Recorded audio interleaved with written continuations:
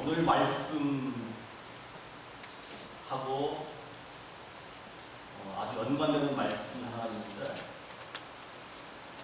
저희가 흔히 어려워하는 말씀 가운데 데살로니가전서에 여러분 항상 기뻐하십시오, 항상 기도하십시오, 항상 감사하십시오 할 때 그 앞에 붙은 항상, 늘이라는 말이 굉장히 어렵게 느껴집니다.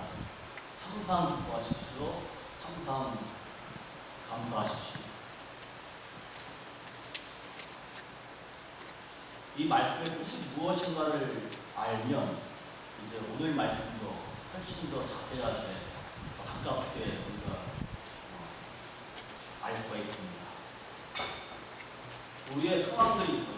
우리 환경이 있고 우리 삶 가운데 주어진 여러 가지 도전들이 있습니다.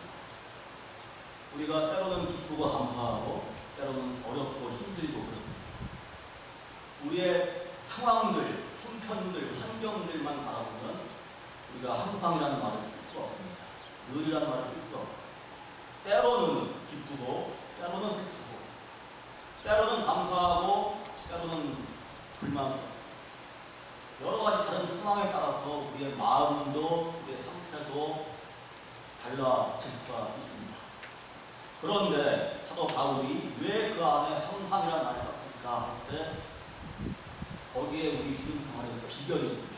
비밀이 있습니다. 우리의 마음, 우리의 상태, 우리의 상황은 늘 달라집니다. 하지만 우리가 기쁨 가운데 있든지 좋은 일 가운데 있든지 아니면 어려움 가운데, 슬픔 가운데 있든지 그 상황과 형편에 상관이 없이 늘 그 너머에서 또 그 한 가운데서 함께 하시는 분이 바로 하나님이시라는 겁니다.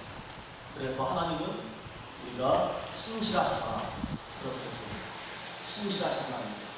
우리의 상황과 형편에 상관이 없이 우리가 기쁘고 좋을 때 그 모든 일 가운데 함께 하신 하나님 바라보는 가운데 찬송이 나오고 또 슬프고 어렵고 힘들 때 하나님께 기도하는 가운데 새로운 힘을 얻고 용기를 얻고 또 그 어려운 길을 뚫고 지나갈 수 있는 그런 새로운 가능성을 볼 수 있는 것이 바로 하나님께서 늘 우리 삶 가운데 함께 하시기 때문에 그렇습니다. 상황과 형편이 아닌 그 너머에서 때로는 하나님의 넓이와 깊이를 우리가 다 헤아리지 못합니다.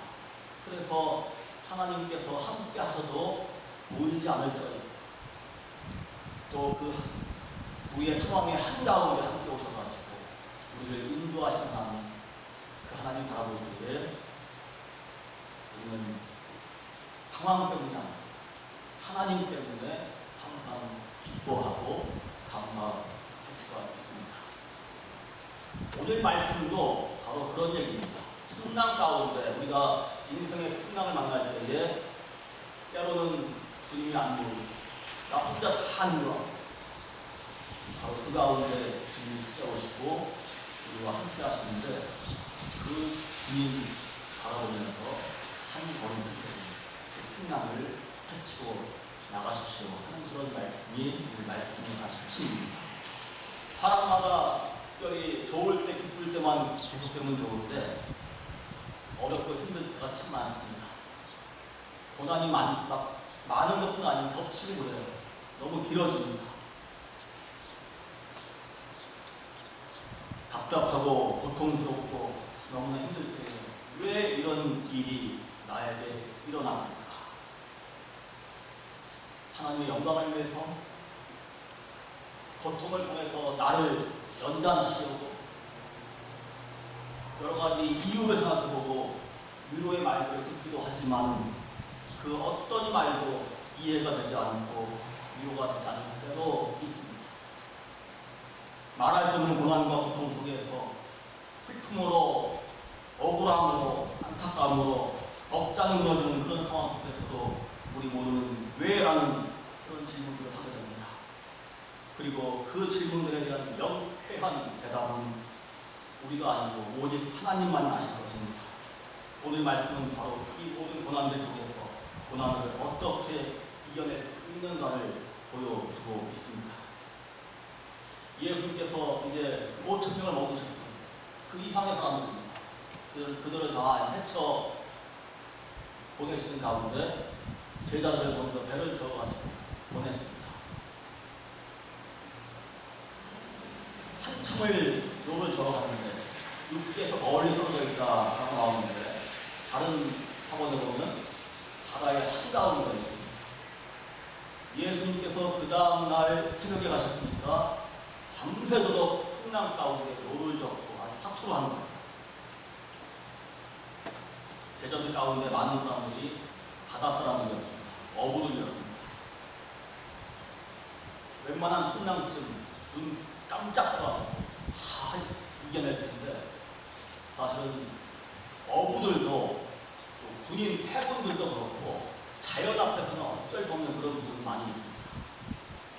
이 노련한 바다 사람들이 어떻게 하지 못하고 밤새 그 배를 붙들고 그렇게 실험하고 있는 아마도 굉장히 큰 풍랑이었던 것 같아요.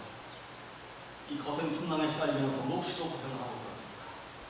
힘을 다해서 밤새 또 노를 저었지만 배는 험한 파도에 나뭇잎 흔들리듯이 그냥 그 자리에 빈 거죠. 베드로의 얼굴도 다른 제자들의 얼굴도 믿음보다는 불안과 두려움이 앞섭니다. 지금 그런 상황들 가운데 있습니다. 예수님의 가장 가까운 제자들 이 사람들의 마음 속에도 이런 불안과 두려움이 지금 꽉 차 있습니다. 이 풍랑 속에 놓여있던 지금의 상황은 그 옛날 마태복음이 기록되던 당시에 교회의 상황이긴 했습니다. 이 배가 바로 교회를 상징하고 있습니다. 당시의 교회는 작고 약했습니다. 지금처럼 뭐 굉장한 빌딩이 있고 엄청난 교인 숫자를 자랑하고 이런 것이 아니었어요. 많은 사람들이 예수 이름 때문에 박해를 당하고 그나마 남아있던 사람들 중에 자꾸 두려움으로 불안한 그런 가족들에 대한 염려 때문에 교회를 떠나갑니다.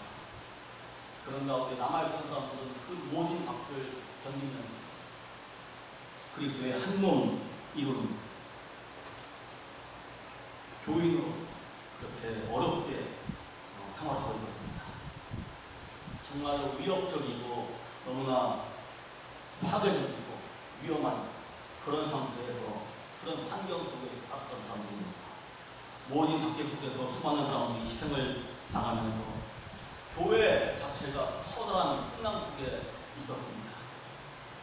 교회의 생존 자체를 위협하는 그런 모진 풍랑이 교회를 덮치고 있었습니다. 이대로 침몰하는 것이 아닌가 하는 생각이 들 정도로 모진 핍박이 계속되었습니다. 이렇게 자신들의 힘으로 어찌할 바를 모르고 있을 때 비로소 주님이 풍 가운데 있던 제자들을 향해서 걸어오십니다. 박해의 경랑 속에 있던 이 낙태 공동체, 또 초대교회 안에 임재하시는 그리스도의 현존, 그 어려운 가운데서도 예수님께서 함께 하시는 그런 말씀이 선포되고 있습니다. 그러나 이 말씀을 보시면 제자들은 주님을 만난 다음에 그 한가운데서, 어둠의 한가운데서, 풍랑 가운데 주님이 오니까 주님을 알아보기보다는 유령이다 하면서 오히려 두려워합니다. 불안해합니다. 걱정이 지금 이만큼인데 또 이만큼의 걱정이 더해진다. 그런 의미입니다. 바로 그때 예수님께서 말씀하시고 안심하여 나다. 너희들이 함께 따르고 함께하는 예수다. 두려워하지 말아라 하시면서 제자들의 마음을 진정을 시킵니다. 그때 베드로가 이 지금 배 안의 상황하고 초대교회 상황들 이 상황이 오버랩되는 그런 말씀을 드립니다. 베드로가 갑자기 말하기를 주님이시면 저 또한 물 위로 걷게 해 주십시오. 예수님께서 오너라 하시니까 베드로가 순종하면서 배에서 내립니다. 그리고 성큼 바다로 걸음을 내리는데 주님을 향해서 주님 바라보면서 한 걸음